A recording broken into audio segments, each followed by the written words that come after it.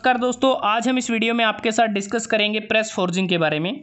Press forging एक metal forming process होती है जिसमें हम मटेरियल को दो डाइस के बीच में रखते हैं और उनको अकॉर्डिंग टू रिक्वायरमेंट शेप प्रदान की जाती है मैकेनिकली या फिर हाइड्रोलिकली प्रेशर को अप्लाई करके।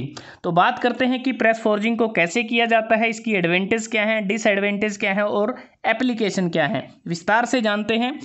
प्रेस फोर्जिंग को अगर हम बात करें, इसको हम ओपन डाई फोर्जिंग भी कर सकते हैं इसकी मदद से और क्लोज्ड डाई फोर्जिंग भी कर सकते हैं। ओपन डाई में क्या होगा कि जो वर्क पीस है उसको एनक्लोज नहीं किया जाएगा, जबकि जो क्लोज्ड डाई फोर्जिंग होगी उसमें हम इसमें वर्क पीस को पूरी तरह से एनक्लोज कर देंगे। अगर इम्प्रेशन डाई फोर्जिंग की बात करें, इनमें थोड़ा सा डिफरेंस ये रहता है कि क्लोज्ड डाई फोर्जिंग में हमें जो फ्लैशेज होते हैं, जो वेस्ट होते हैं वो नहीं मिलते, लेकिन इम्प्रेशन डाई फोर्जिंग जो होती है इसमें हमें थोड़ा सा जो वेस्टेज मटेरियल है वो मिल जाता है। तो प्रेस फोर्जिंग को हम क्लोज्ड इम्प्रेशन जो डाई होती हैं, जैसा कि हमने ड्रॉ फोर्जिंग में डिस्कस किया था, उसी तरह से इसको किया जाता है। तो पहले यह जान लेते हैं कि प्रेस फोर्जिंग और ड्रॉ फोर्जिंग के बीच में क्या डिफरेंस रहता है। मेनली ड्रॉ फोर्जिंग में हम हैमर की मदद से ब्लो करते हैं, तकरीबन 4 या 5 ब्लो किए जाते हैं तब जाके हमें शेप मिलती है। मतलब कि एक सिंगल जो ब्लो होता है हैमर का, उससे हमें शेप नहीं मिलती, हमें नंबर ऑफ टाइम्स उसको ब्लो करना पड़ता है और इम्पैक्ट प्रेशर जो हैमर की मदद से अप्लाई किया जाता है। लेकिन जो प्रेस फोर्जिंग होती है इसमें हमें सिर्फ सिंगल स्ट्रोक, जो सिंगल वर्किंग स्ट्रोक होता है उसमें ही हमारी फोर्जिंग है वो कंप्लीट हो जाती है और जो प्रेशर होता है उसको ग्रेजुअली हम इंक्रीज करते हैं और वर्किंग स्ट्रोक के एंड में मैक्सिमम प्रेशर को अप्लाई किया जाता है।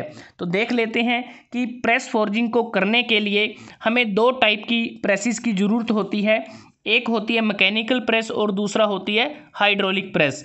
मैकेनिकल प्रेस या हाइड्रोलिक प्रेस जो हम यूज़ करते हैं उनकी जो कैपेसिटी रहती है वो 500 से 10,000 टन के बीच में वो हो सकती है। उसके बाद अगर हम बात करें, जो मैकेनिकल प्रेस होती है ये 2 टाइप की होती है, स्क्रू टाइप भी हो सकती है और क्रैंक टाइप भी हो सकती है। जो स्क्रू टाइप होती है इसको हम सिर्फ ब्रास की फोर्जिंग बनाने के लिए इस्तेमाल करते हैं और जो मैकेनिकल प्रेस ये आपको डायग्राम में नज़र आ रही है, इसका इस्तेमाल हम तब करते हैं जब हमें कोई लाइट वर्क के करना है। हैवी वर्क के केस में हम हाइड्रोलिक प्रेस का यूज़ करते हैं।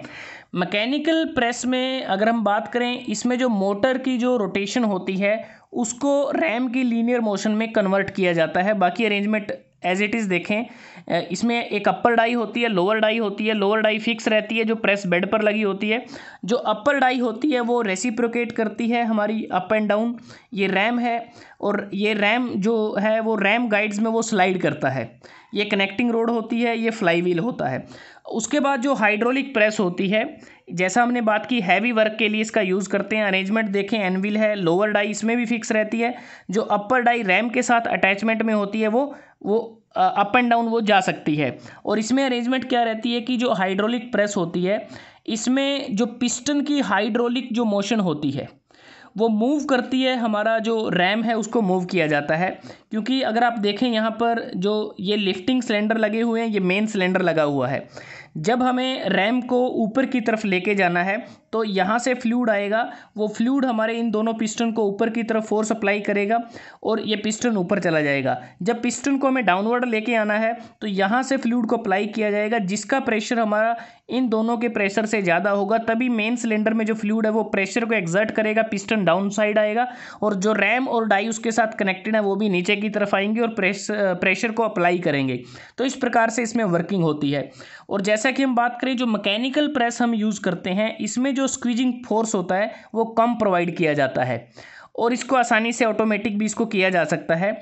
और जो हाइड्रोलिक प्रेस हम यूज़ करते हैं इस केस में हम ज़्यादा स्क्वीजिंग फोर्स को इसमें अप्लाई कर सकते हैं। तो अब बात करते हैं कि इसमें जो वर्किंग है वो किस प्रकार से होती है।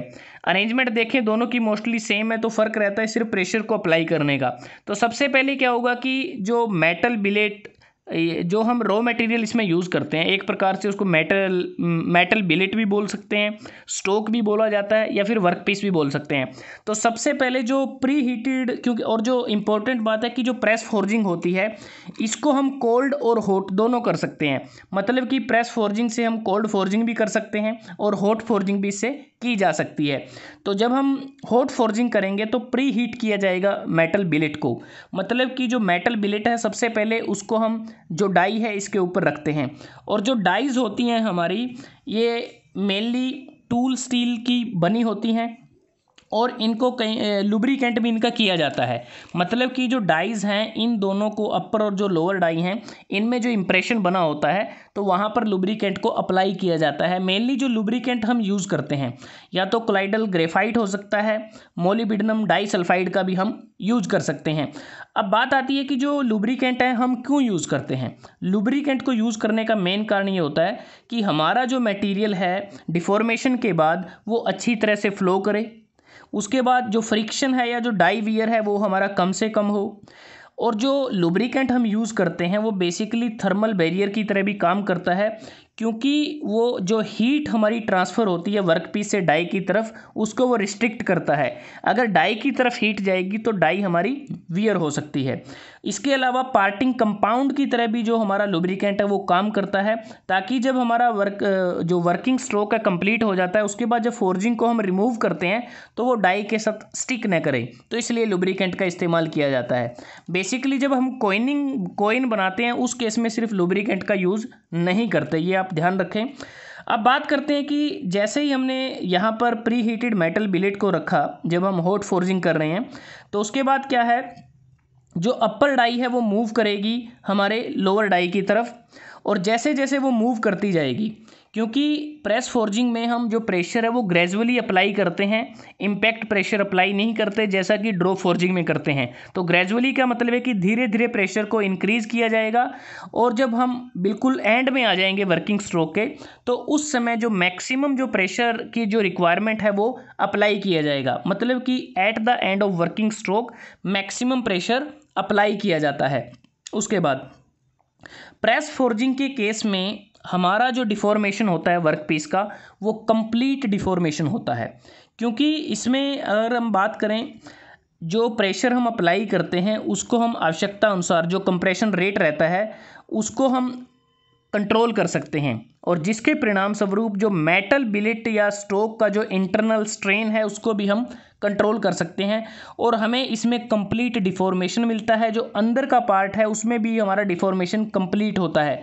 ड्रॉ फोर्जिंग में ऐसा नहीं होता, क्योंकि ड्रॉ फोर्जिंग के केस में जो मेटल बिलेट स्टोक या जो वर्कपीस होता है उसका जो अपर सरफेस है जो हैमर और एनविल के साथ कांटेक्ट में रहता है, सिर्फ वहीं पे ज़्यादा डिफॉर्मेशन होता है, अंदर डिफॉर्मेशन नहीं होता। तो कंप्लीट डिफॉर्मेशन हमारा प्रेस फोर्जिंग के अंदर होता है। तो इस प्रकार से हमारी जो वर्किंग है इसमें होती है। कंप्लीट ऑपरेशन होने के बाद फिर वापस हम जो रैम को ऊपर उठा लेंगे और वर्क पीस को हम जो है फाइनल जो फोर्जिंग है उसको रिमूव कर लेंगे। और प्रेस फोर्जिंग के केस में हमारी जो फोर्जिंग होती है उस पर बिल्कुल क्लियर इंप्रेशन बनते हैं जो हमें चाहिए। अब बात करते हैं कि जो प्रेस फोर्जिंग हम करते हैं इसकी एडवांटेज क्या है, डिसएडवांटेज क्या है और इसकी एप्लीकेशन क्या है। एडवांटेज की अगर हम बात करें, जो स्क्वीजिंग ऑफ मेटल होती है डाई कैविटी में वो स्लोली होती है, धीरे धीरे होती है, और स्क्वीजिंग धीरे धीरे होने का कारण है कि इसमें हमें जो मटेरियल होता है मटेरियल में यूनिफॉर्मली डिफॉर्मेशन होती है थ्रू आउट जो उसकी लेंथ होती है, और जिससे हमें बढ़िया प्रोडक्ट मिल जाता है। सरफेस ऑफ प्रोड्यूस्ड फोर्जिंग, जो सरफेस हमें मिलता है वो काफ़ी, जैसे हमने बात की कि क्लियर इंप्रेशन इसमें हमें मिलता है, तो सरफेस जो हमें मिलता है फोर्जिंग का वो काफ़ी स्मूथ होता है। टॉलरेंस काफ़ी क्लोज इसमें रखी जाती हैं, तकरीबन 0.01 से 0.2 इंच तक रहती हैं, क्लोज टॉलरेंस रहती है, और जिससे हमारा जो ग्रेटर परसेंटेज होता है वर्क का वो यूज़ होता है वर्क पीस में। ड्रॉ फोर्जिंग में ऐसा नहीं होता, क्योंकि ड्रॉ फोर्जिंग के केस में क्या होता है कि जो ज़्यादातर हम वर्क करते हैं वो मशीन और फाउंडेशन के द्वारा एब्जॉर्व कर लिया जाता है, और वहाँ पे कुछ फ्लैशेस भी हमारे बन जाते हैं क्योंकि वहाँ पर क्लोज टॉलरेंस नहीं होती। ड्राफ्ट एंगल जो हम यूज़ करते हैं प्रेस फोर्जिंग में वो ड्रॉप फॉर्जिंग के मुकाबले कम रखा जाता है, जिसके परिणाम स्वरूप हम कॉम्प्लिकेटेड शेप भी इसमें बना सकते हैं बेटर डायमेंशनल एक्यूरेसी के साथ। और आप याद रखें, कॉपर अलॉय की जो फॉर्जिंग हम बनाते हैं उस केस में हमारा स्टील के मुकाबले ड्राफ्ट एंगल कम रहता है। उसके बाद जो कॉम्प्लिकेटेड शेप इसमें बनाई जा सकती हैं डायमेंशनल एक्यूरेसी के साथ, और जो डिफॉर्म होता है मेटल या जो स्ट्रोक है वो कम्प्लीटली डिफॉर्म होता है, जैसा हमने बात की, क्योंकि इसमें ग्रेजुअली प्रेशर हम अप्लाई करते हैं अपनी रिक्वायरमेंट के अनुसार, और फाइनली स्ट्रोक के एंड में मैक्सिमम प्रेशर को अप्लाई किया जाता है, और इसमें हम इंटरनल स्ट्रेन को भी कंट्रोल कर सकते हैं। किसी भी साइज़ और शेप को हम इसमें आसानी से बना सकते हैं, और ये जो प्रोसेस है इकोनॉमिकल होती है। जब हम हाई वॉल्यूम प्रोडक्शन करते हैं तो ये इकोनॉमिकल होती है हमारे लिए। और इसमें एक चीज़ हमें जो याद रखनी है, जब हम डिसएडवांटेज की बात करते हैं, डिसएडवांटेज में क्या है कि इसकी जो इनिशियल कैपिटल जो कॉस्ट होती है प्रेस फॉर्जिंग में, ड्रॉप फॉर्जिंग के मुकाबले वो ज़्यादा होती है, और जो मेटल बिलेट या जो स्ट्रोक होता है हमारा वो बहुत जल्दी वो कह सकते हैं फास्ट कूलिंग होती है। अब इसमें ये रहता है कि जब वर्कपीस हमारा फास्ट कूलिंग होगी, उसका कारण ये रहता है कि जो डाइज़ हैं वो ज़्यादा टाइम तक हमारे कांटेक्ट में रहती हैं वर्कपीस के, क्योंकि धीरे धीरे ऑपरेशन को इसको परफॉर्म किया जाता है स्लोली। अब इसमें क्या होगा कि जब डाइज़ कांटेक्ट में रहती हैं, अगर हम बात करें ड्रॉप फॉर्जिंग के केस में और प्रेस फॉर्जिंग में जो डाइज़ हैं कुछ सेकंड्स तक कांटेक्ट में रहती हैं, लेकिन ड्रॉप फॉर्जिंग में बहुत कम होता है, मिली सेकेंड तक होता है। तो जब डाइज़ हमारी कांटेक्ट में होंगी, उससे क्या होगा कि हमारा डाइज़ के कांटेक्ट में होने के कारण ड्रास्टिकली हमारा जो हीट ट्रांसफ़र होगा, क्योंकि सराउंडिंग एटमॉस्फेयर के कंपैरिजन में डाइज़ का कांटेक्ट होने से हमारा हीट ट्रांसफ़र ज़्यादा होगा, और जिससे वर्कपीस हमारा काफ़ी जल्दी वो कूल हो जाएगा, और वो स्ट्रॉन्गर होगा लेकिन कम डक्टाइल होगा, और जिसके कारण क्या होगा कि हमारा जो वर्कपीस है उसमें क्रैकिंग आ सकती है अगर डिफॉर्मेशन को हम कंटिन्यू रखते हैं। तो ये एक कारण है अगर हम देखें। उसके बाद अगर हम बात करें, जो प्रोसेस इकोनॉमिकली सूटेबल है, अगर हम इक्विपमेंट को एफिशिएंटली उसका यूटिलाइजेशन करें तभी इकोनॉमिकली सूटेबल है, अदरवाइज़ हमारे लिए थोड़ा कॉस्ट जो बढ़ सकती है। और ये जो प्रोसेस है हम किस किस मटेरियल के लिए कर सकते हैं, आयरन के लिए, स्टील के लिए, alloy steel, stainless steel, brass, bronze, aluminium alloy, magnesium alloy इत्यादि के लिए इसका हम यूज़ कर सकते हैं। एप्लीकेशन की बात करें तो बहुत सारी एप्लीकेशन है, जैसे कि ऑटोमोटिव इंडस्ट्री में, एरोस्पेस इंडस्ट्री में, डिफेंस इंडस्ट्री में, एग्रीकल्चर इंडस्ट्री में इसका इस्तेमाल किया जा सकता है। बोल्ट, नट, रिविट्स बनाए जा सकते हैं, गियर बना सकते हैं, स्पैनर बना सकते हैं, pedal crank, gear blank, connecting rods, lever, crank shaft, crane hook, axle, jet engine, turbine, disc और ब्लेड। तो ये बहुत सारी एप्लीकेशन है जो हम प्रेस फॉर्जिंग की मदद से इन प्रोडक्ट्स को बना सकते हैं। तो दोस्तों, आज हमने इस वीडियो में आपके साथ डिस्कस किया कि प्रेस फॉर्जिंग होती क्या है, कैसे इसको किया जाता है, इसकी एडवांटेज क्या हैं, इसकी डिसएडवांटेज क्या है और एप्लीकेशन क्या है। अगर वीडियो आपको अच्छा लगा आप इसको लाइक कर सकते हैं, शेयर कर सकते हैं अपने दोस्तों के साथ, स्टूडेंट्स के साथ, और चैनल्स को सब्सक्राइब करना ना भूलें। जल्दी हाजिर होते हैं एक नए वीडियो के साथ, तब तक के लिए धन्यवाद। आपका दिन शुभ रहे।